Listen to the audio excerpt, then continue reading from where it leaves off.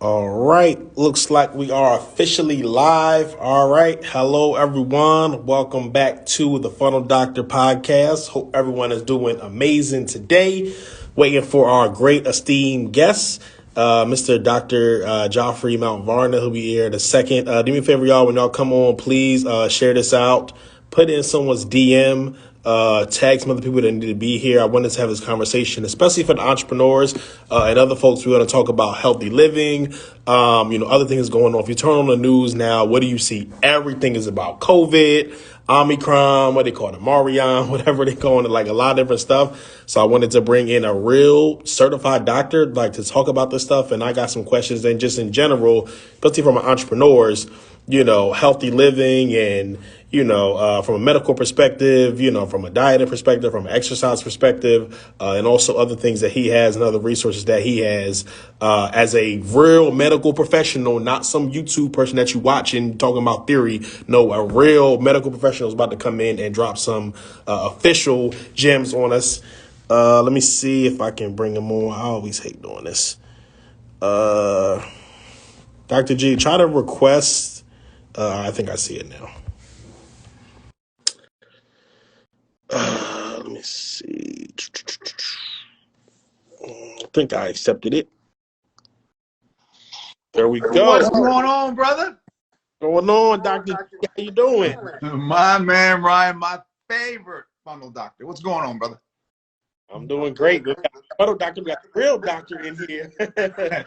Well, it depends on how you look at it, because when I needed you, it was an emergency, and you came through, my man. And by the way, I still need that proposal from you, brother. Oh yeah, I got you. Don't worry. It's coming. It's coming ASAP. I got you. Don't worry. My man, appreciate it. So before we get started, definitely just, how you doing? How's everything in your world? I know you're getting ready for the holidays and everything. Hey, Joy, thank you so much for being here. But how you doing, Dr. G?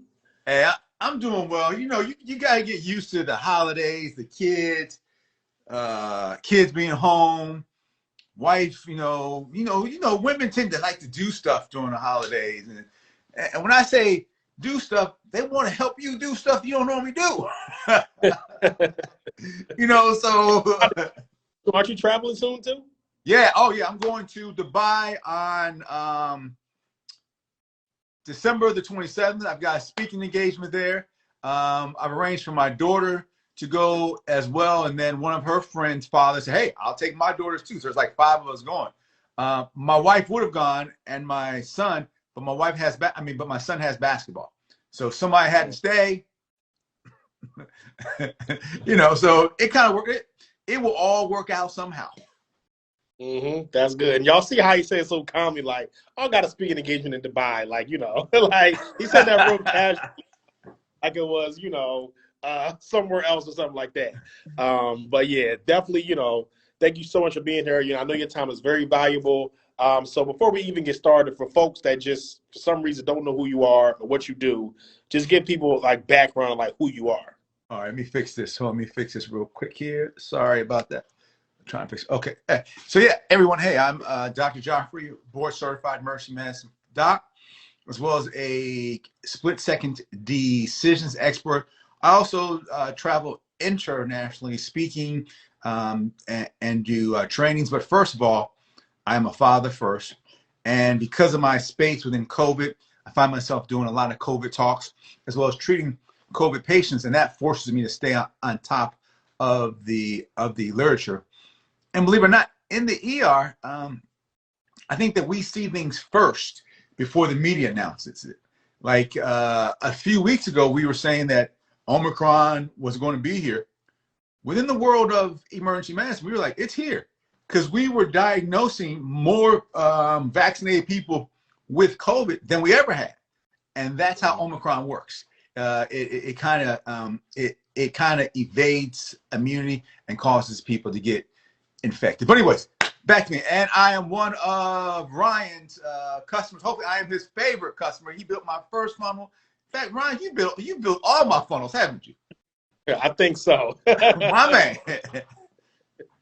Definitely. So, one of the main reasons why I wanted to have this conversation, and me and you talk a lot offline, is because there's so many people out here, of course, on the news. Every time you turn it on, it's about COVID, Omicron, vaccine, boosters, like craziness going on in the world.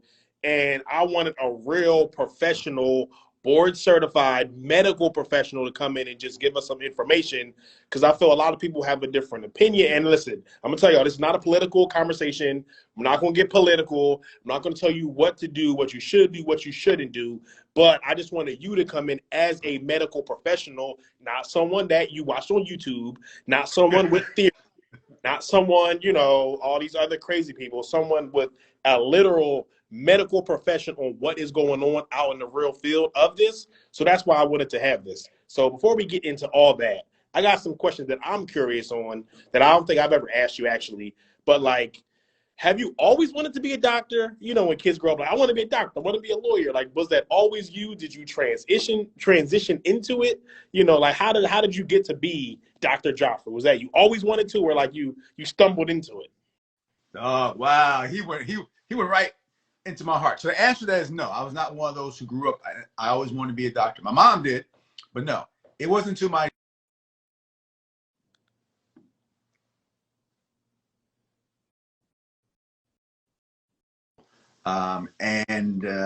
I took all the necessary classes, and there you have it. When I was an undergraduate, I wanted either to be president of the United States or I wanted to be an emergency medicine doc.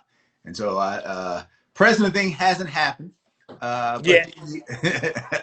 but the emergency medicine part has. So I share that part till I say that now that I'm a father of a 19-year-old and a 15-year-old, and based upon what happened to me, I see why a parent's guidance and constantly being in the child's ear makes a humongous difference. Because it was my mom, my sister who were constantly in my ear. And then something happened on junior year. I was like, you know what? Let me go and do this. And that's what happened. Yeah, I don't think I've ever asked you. I don't think I've actually known that, So like I said, I'll be curious for myself. And, we need more people like you, people of color, and, to represent us in these boardrooms, these executive rooms, the emergency rooms, in the health field and stuff like that, because I know just like, other places in corporate America and America in general, they need more of us in there representing us. So I definitely appreciate you publicly and privately. So, really definitely want to thank you for that. Well, thank you, but hold on. I just want to pause on that for 1 second. And so God loves us all, black, white, purple, and green. But because of where I am in my faith and where I'm growing, and because of what I've seen in COVID, I think it's important to no longer say a person of color. We need more black doctors, because people of color is starting to mean everything else but black. And mind you, I love all my other colleagues, but we need more black American doctors. And you're gonna say, well, can all doctors treat patients? Yes, but the scientific studies are very clear and consistent that that people respond differently to people who look like them. I mean, that's just the like truth of the matter. So, and we can't allow this COVID thing, which has happened, to let us go under the umbrella of people of color. That, I think, that used to be okay, but now I'm saying people of color simply means everything else but black, and also means that other people of color are going to move from under that umbrella as soon as they get a moment. But I digress. I'm growing. God is working with me. But hey, God loves us all. But I also recognize that we need more black doctors. I'm glad you said that. Like, I don't even really like saying people of color, but I was trying to be political. Like, I don't be real. Well, hold on. Well, Brian, you're your own business, so you don't have to be. I mean, to me, as long as you're not speaking in a mean-spirited way, we can be. You're not an employee, so you can speak truth, which is, no one's saying anything bad. We're just talking facts that black doctors, that black patients get different results when the person looks like them. Damn, I love that. Thank you for sharing that. Yeah, so I know Shamir said black doctors matter. Absolutely. Joyce said, I'm here for it. Black, black, black, black. We already know you're here for it. So thank you. I definitely appreciate you saying that. So let's jump into it a little bit. So you talked about it a little bit, but to be honest, I'm still unclear exactly what Omicron is, what's the difference between Omicron and the Delta variant? Is that the same as the just regular COVID and stuff like that? All these different variants. So if you could just break this down, just first from a medical perspective, what is the difference between these variants and stuff like that? Okay, thank you for that. So if you don't mind, let me just freestyle. I know it is your show. Give me about 4 or 5 minutes just to walk us through something. So we all know it's called SARS-CoV-2. We all know that's the name of the virus, and it causes the disease COVID-19. And SARS-CoV-2 is a virus. What we know about viruses even prior to COVID, viruses do what they do. It means they mutate. A virus is going to mutate. Prime example, influenza, also known as the flu. The reason why we've got to get a flu shot every year, because that thing is mutating, mutating, mutating. So COVID's not doing anything different than what viruses do. As it relates to what's going on now, we start off with the wild type. That was the original strain, the SARS-CoV-1. That's the original strain. I mean, excuse me, SARS-CoV-2. And then we had the alpha strain, then we had the beta, and so forth and so on. Most people only heard about the Delta because it came here and wreaked havoc, and now Omicron. And all it means is that there's a genetic mutation within that virus. Hold on. You weren't going to ask me that. So here, real quick. So here is a model. Let's act like this is the whole virus, okay? This is the spike protein. A genetic mutation means that on this spike here, a few things change, just on this one little thing here, or on this one little thing here. And so it ends up causing a mutation. One may move over here, one may move over here, but it's the same virus, but just a small change. So everyone just needs to keep in mind that 90 to 90% of the virus is the same. It's just that parts of it change. And so when we talk about Omicron, it just changed from the, there was a genetic mutation from the Delta now to the Omicron. And guess what, Ryan? There will be more genetic mutations. And so we don't ever know what's going to happen when those mutations happen. Let's be very clear. No one can tell you, not one scientist in this world can tell you, hey, I knew it was going to mutate and we were going to get Omicron with like this symptoms. I mean, with like these symptoms. Truth be told, with every mutation that does not result in massive death, we have dodged a bullet because we don't know if we're going to get a mutation that may have a 50% mortality. We don't know that. And so the fact that we have Omicron, which we're finding is that if you're vaccinated, it's causing mild symptoms, but if you're unvaccinated, it is still deadly. I need to make that point because I keep hearing on the news, well, it has more mild symptoms. It's more mild symptoms if you're vaccinated, but if you're unvaccinated, it is still very deadly. And one, I can tell you, let me just go on with it. And so people talk about the vaccines not working. The vaccines are working. The gold standard of the vaccine is this. Does it prevent people from getting severely ill, and does it prevent death? And our vaccines are still working as it relates to that. It's an extra bonus if it keeps people from getting infected. That's an added bonus. So for the vaccines were very good at preventing people from getting infected as it related to Delta. But what we're seeing with Omicron, it's only about 30% effective in keeping people from getting infected. 30% effective in keeping vaccinated people from getting infected. But it's still extremely effective at preventing hospitalizations and preventing death. I said a lot there, so I'm going to pause, asking some clarifying questions. Yeah, definitely. No, you said a lot of great information. And if anybody, is getting value out of this conversation, do me a favor, drop something down, a comment, an emoji. Make sure you share this out. This is information that we need shared from our Black doctors. I know Shamir had said something. I'm trying to back.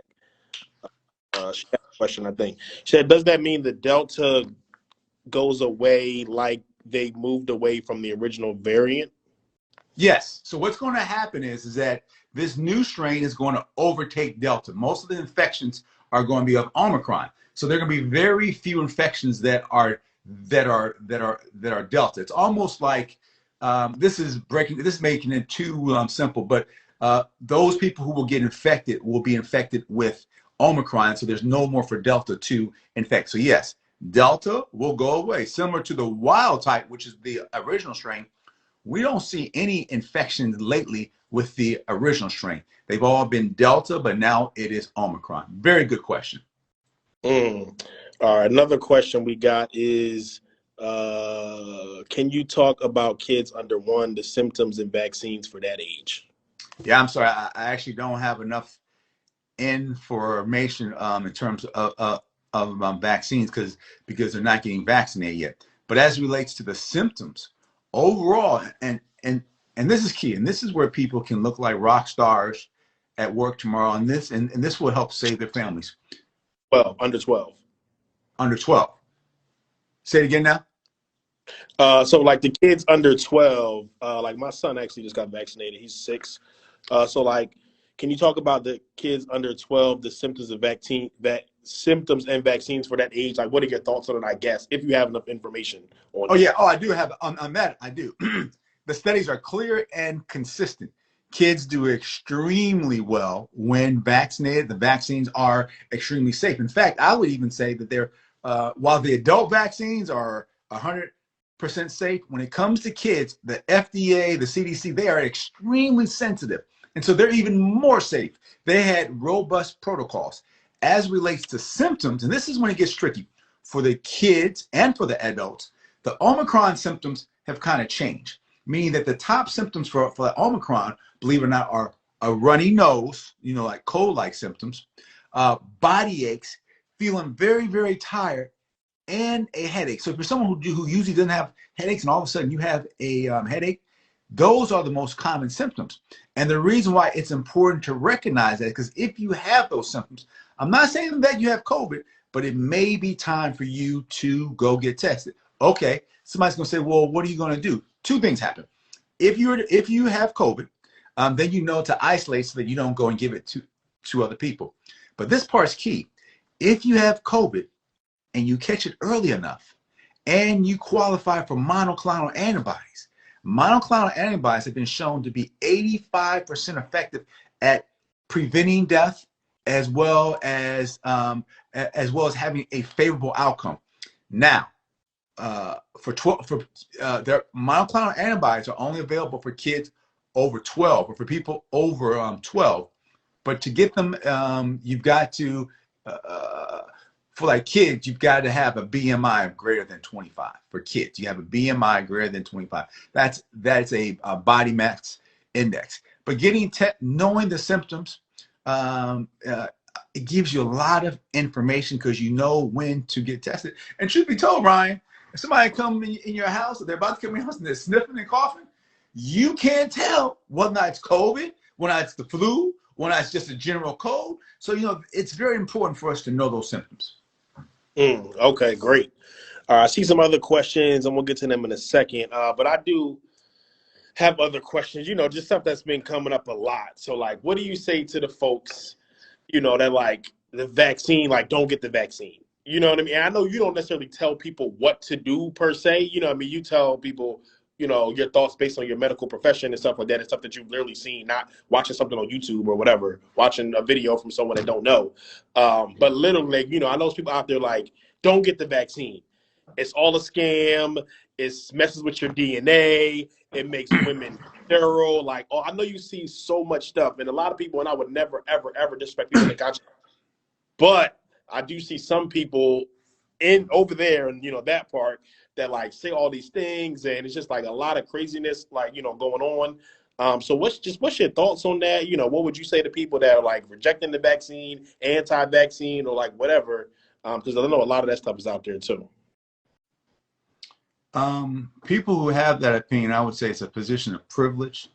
It's a luxury that many people don't have. Over 800,000 people didn't have that luxury. So there are 800,000 deaths. It's a privileged position. If you have not had a loved one to contract COVID, who died or who have a negative outcome, or who now has long haul COVID, if you're not one who has to get up and go to work and interact with COVID patients and risk getting infected, then it's easy for you to take that privileged and let me be kind, uninformed position. The reason why I say uninformed, Ryan, and I don't say that to be trite or mean, is this, that there is no scientific data that says the vaccines do all this. Prime example, what people love to quote me. I did an international show today, and someone said, well, 150,000 people died from the vaccine. Look at the VAERS report. Real quick, VAERS report, it is a registry that if you have any type of allergic reaction to the vaccine, you can go in there and put it in there. There's one guy who said he turned into the Incredible Hulk. It's in there. Anybody can put anything they want in there. It's not a reliable source of information that anybody uses. The truth of the matter is, there have only been 9 people to die of the vaccine in this country. 9. But you hear all people talking about these 150,000, thousands of people. Not the case. Not the case at all. And, excuse me. And by the way, I'm sorry about those 9, but within medicine, it means that's less than 0.002%. That's an acceptable rate. I mean, while we don't want it to happen to anyone, more people die of taking just over-the-counter Motrin every year. So people who are taking those positions, they just haven't taken a moment to read the science and to understand the science. And again, it's a position of privilege. Yeah, man, I definitely agree with you. And I love what you said of like the people that,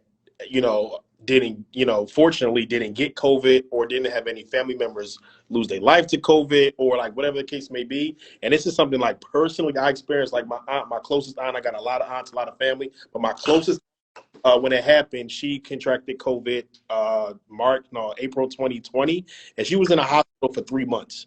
Like literally 3 months. I FaceTimed her in the ICU. She had to go to rehab. She never went back to work since she's good now, but she never went back to work. She walks with the cane now. Like she's okay, but she's not.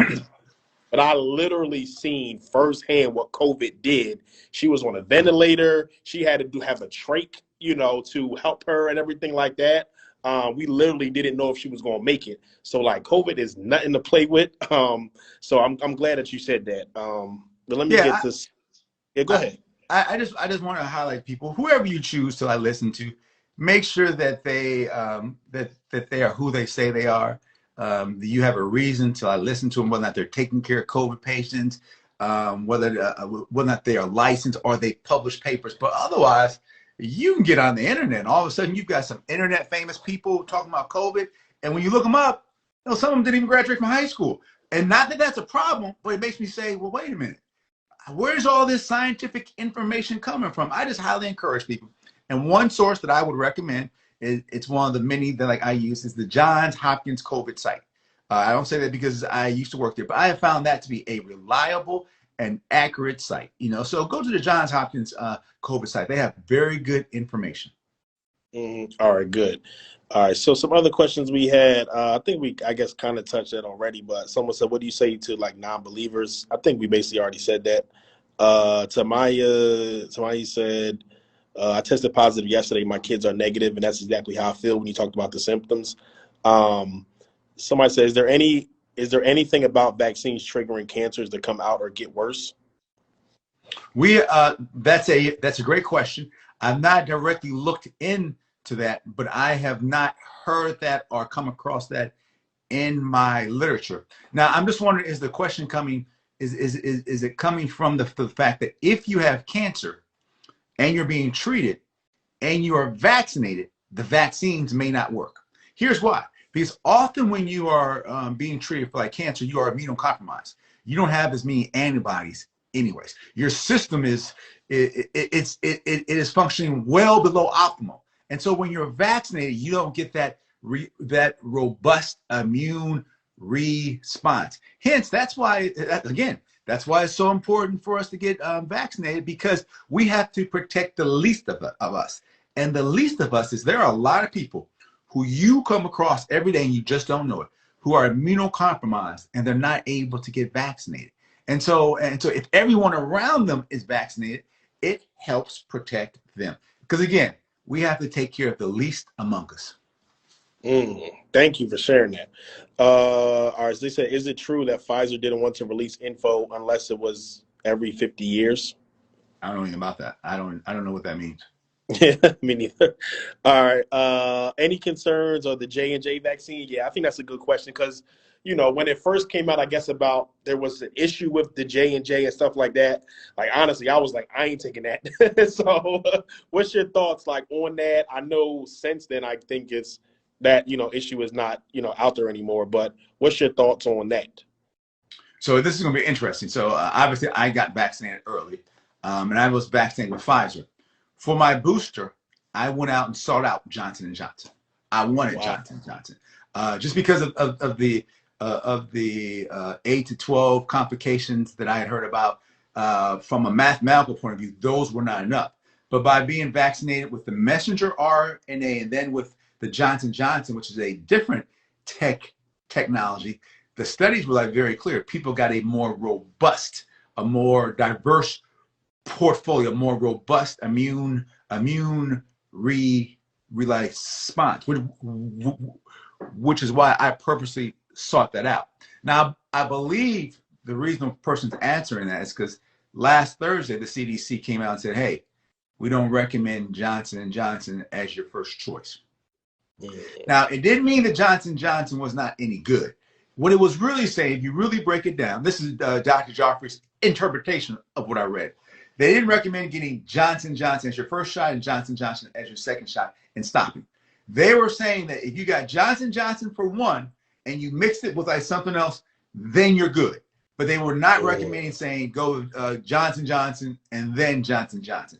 And it's not because it was unsafe. It was just because there were a few risks. But what we're seeing is it does not hold off as well as some of the other vaccines. But you're right. There are a little more risk with central venous thrombosis with like Johnson and Johnson, but that usually happens within the first 14 days.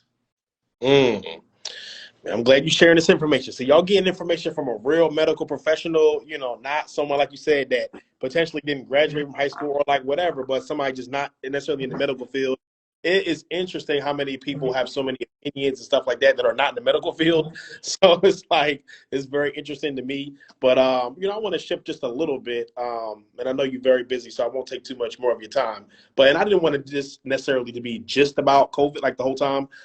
So what are just some other tips or suggestions you have for us to just live a healthy lifestyle? Especially those that are entrepreneurs, be working a lot of hours, late nights, like a lot going on. We're managing so many different things and team and whatever. But what are some other suggestions and tips for like folks that, how they can live like a healthier lifestyle? That's a great question. And by the way, I am running my my holiday weight loss challenge now, and it's about a lifestyle change. And believe it or not, COVID's tied in there. But basically, people put on about 3 to 5 pounds during the holidays. Now imagine, and most people take it off, but imagine if you don't. So 10 years later, you're 30 pounds in it. 20 years later, you're 60 pounds into putting on weight. Whereas if we develop a healthy lifestyle, we don't diet, but we develop a healthy lifestyle. For instance, week 1 was no eating after 8 p.m. No eating after eating after 8 p.m. and then working out 30 minutes a day and adding a minute each day. Simple as that. If you just do that during the holidays, and by the way, the goal was simply to lose 0.5 pounds a week. 0.5. Because imagine this, Ron. Imagine at the end of the holidays, January 3rd comes, and you're 2 pounds lighter. Or you're the same weight. I don't know about you, but I'm one of those who puts on the 3 to 5 pounds. If I can come January 3rd and I'm a 1 or 2 pounds lighter, boom, I win. I win. Now, let's pivot back to COVID. Now, everyone just needs to recognize that the news literature, we've known this for a while, but now it has been proven. People who are heavy or obese, meaning a BMI greater than like 25, they tend to have negative outcomes when they contract COVID. Yes.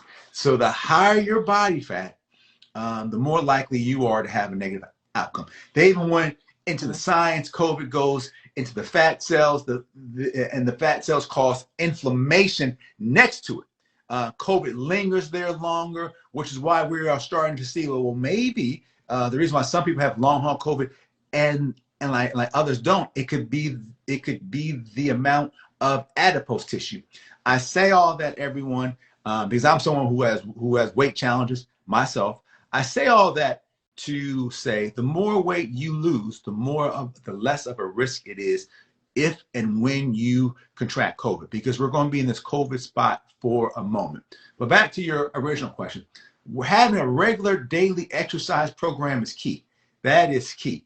And believe it or not, meditation is key. And one thing I do, Ryan, that I can tell you that it is my superpower. Before I go to bed every night, I think about 5 things that I am grateful for. It puts my mind it rests my mind. I go to sleep happy, and it gives my mind a chance to rejuvenate. And then when I wake up in the morning, before I get out of the bed, I think about 5 things I am grateful for. And Ryan, it can be as simple as, oh, I love the fact that I got this cover and it's cold outside, or I'm so grateful I got that nice warm cup of coffee. It can be small things. It can be something in the past. And I promise you, if you do that and your listeners do that, you're actually going to notice a change in your day. You're going to feel better.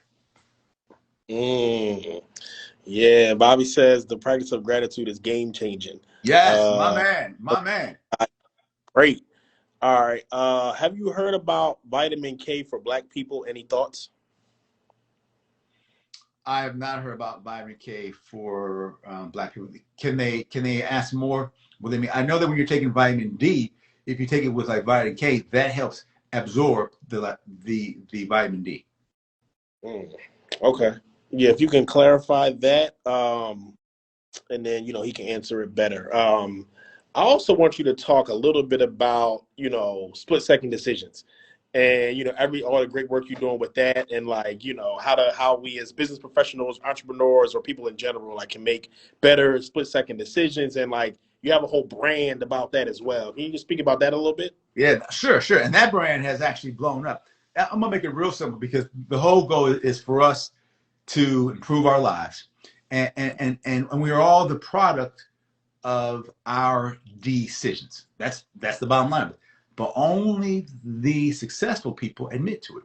And so we make about 35,000 decisions every day. Most of those are mundane and don't even matter, such as what color a pen should I use, what to eat.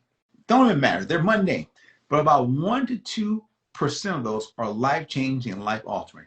And most of those are split-second decisions. If you learn to improve those, your decision IQ is going to improve overall. What usually happens, and I'm going to pivot to a different section, what usually happens is that people are fearful about making decisions. And that fear is often based upon something that's happened in the past. And so people have to get past whatever fear there is. We have 27 different human emotions, but the one most devastating and pervasive one is fear. You learn to move past your fear. It helps you make better decisions. And here's a real quick one.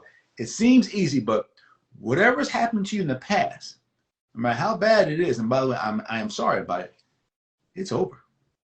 Only thing you can do is how you view it, how you go back and view. And guess what? We all reserve the right to go back and frame it any way we want to. And it doesn't have to be truthful. Frame it in a way that works for you, because it's your mind. You get to frame it in a way that works for you and makes it it makes you more productive. Sharing so many nuggets tonight. Joyce said this is uber helpful. So much random info flying around. Larry Crow said great information. Thanks for sharing. Listen, y'all want some more, y'all got to pay. So before we go first, can people get in contact with you, or they want to, book you for speaking, they want to consult with you, they want to join your challenge, whatever it is, how can folks get a hold of what you got? Hey, they can always follow me at Dr. Geoffrey, Dr. Geoffrey, Geoffrey, MPH, Mary Paul Harry, at Dr. Geoffrey, MPH. And shoot me a text, reach out to me on Instagram. Let's talk. I do want to pivot back to like where we started. Yeah. Go ahead. Hold on one second, right? So you're not going tonight? Okay, but so you don't want to go tonight? All right.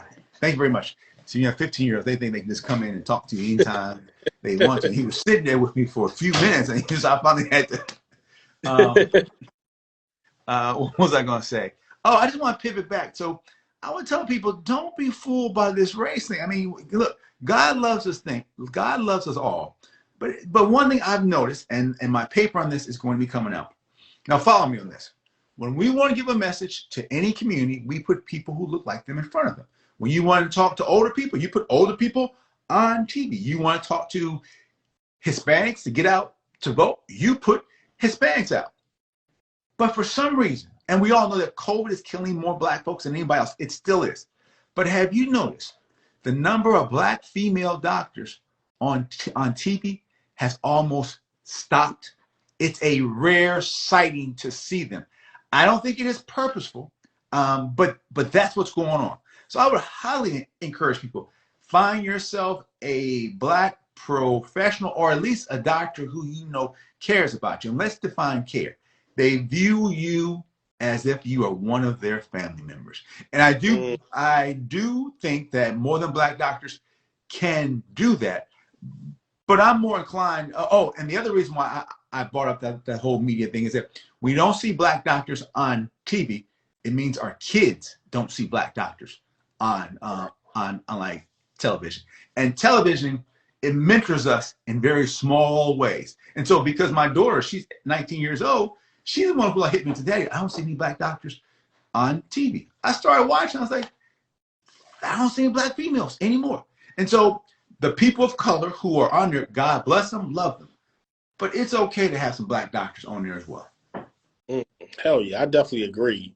100%. Like we need that representation. That's why like I wanted to have this conversation. Is like we got to build our own platforms, and I truly believe like we can't ask for it. Like like we just got to create our own media channels and our own platforms and stuff like that. It's great if they let us in, but like we can't keep begging and asking them for it. It's like we got to create our own. That's what I love about the internet and like direct to consumer and stuff like that.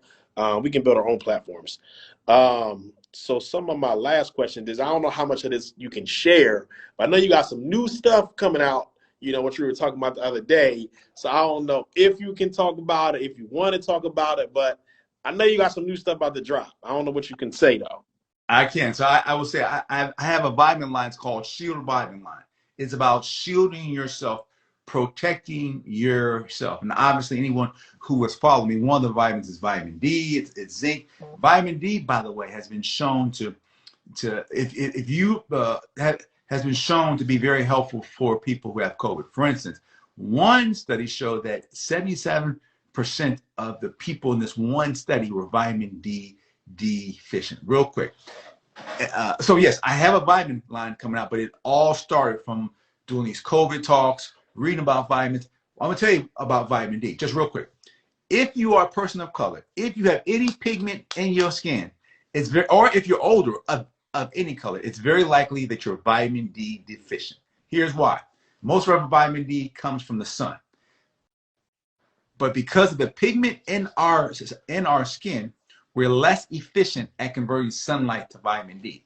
Hence, the darker you are, the more likely you are to be vitamin D deficient. And once you get above the age of 65, you're more likely to be vitamin D deficient no matter what color you are. Why? Because of the skin changes that go along with getting older. And so vitamin D plays a unique role in our immune system. But either way, we're starting a full vitamin line, and it's about being healthy and making sure that as we move to the next phase, we do it happily, in good shape, and so that we are here for the next round that God has for us, because something's coming, and we want to make sure that we're here, healthy. You want to take your vitamins. You want to make sure you have a full immune class to take. So look out. Shield Vitamins is coming really soon. It's coming really soon. We're going to have a full funnel, ads. We're going to be all in your feed, everything like that. So just be ready Because listen, I need some of them as well. Um, so does anybody else have any questions? We got Dr. Geoffrey on here, an amazing black doctor and doctor, just period, not just black doctor. Does anybody else have any other questions? I think that was all even personal questions that I had. Now I did hear that people may need to get like another shot, like a fourth shot, or something like that. You know, I did hear something about that, but you touched on it like a little bit. And when I was just in Atlanta, I actually ran into Dr. Pam in the airport, and I was asking her just like my little questions and stuff like that, and she said what you said of like people get a flu shot every year. You know what I mean? So like getting like another shot or like a booster shot and stuff like that. That's just kind of makes up for the one shot that you would get all year. And we're still learning and everything like that. We're learning about these new variants and stuff like that. So I did hear like another shot is coming. But any thoughts on that, or if anybody has any last questions, I want to let Dr. Geoffrey get back to his busy evening. I do have a thought. If people could just start off getting the first recommended shots, let's start there. If people could start off getting their first 2 vaccinations and their boosters, and then enjoy your Christmas, enjoy your life, and sit back and let's see where the science takes us. If there's a 4th shot that is needed, then you can use your brain energy and make your decisions about if you're going to get another shot. Look, your mind can only maintain about 7 important concepts at the same time. Whether or not you're going to get a 4th shot, believe it or not, is not important right now. The reason why right now is because it's not an option. So there's some other things that we need to be using our brain energy for. Full disclosure, if there's another shot, I'm there. The entire Varner clan is there. Shot, please. We're there. I mean, because we trust science. And one last part. And everyone listening here trusts science. I'm going to prove it. Ready for me to prove it, Ryan? Yeah, go ahead. Go ahead.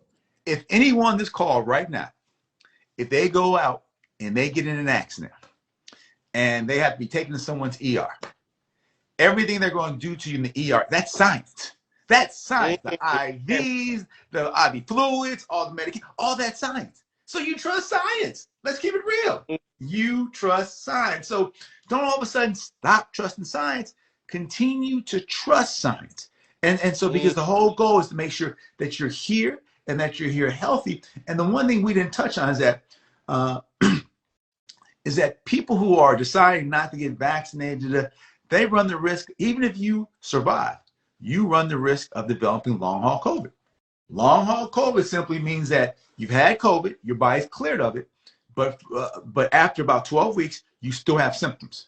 You still have symptoms. And those symptoms include, here we go, pain all over, fatigue to the point where people have had to go on disability, erectile dysfunction, infertility, loss of hair. Those are all real. And I know that we wanted to move past COVID, but one big point I missed. Ryan, everybody keeps comparing, do I want to get the vaccination and these possible side effects and what could happen? Or do I not want to get it and not get COVID? No. The category of not getting COVID is no longer an option. If you are not vaccinated, you will get COVID. You will get COVID. So you need to talk about, well, what are some of the problems COVID causes? You're 3 times more likely to have a stroke, 2 times more likely to have a heart attack, 45 times more likely to develop central vein thrombosis, 8 times more likely to have a clot, 20 times more likely to become infertile. So please, everyone, let's compare the right things. It's the vaccinations and your concerns versus you contracting COVID while being unvaccinated. So you got to make sure we start to compare the right things.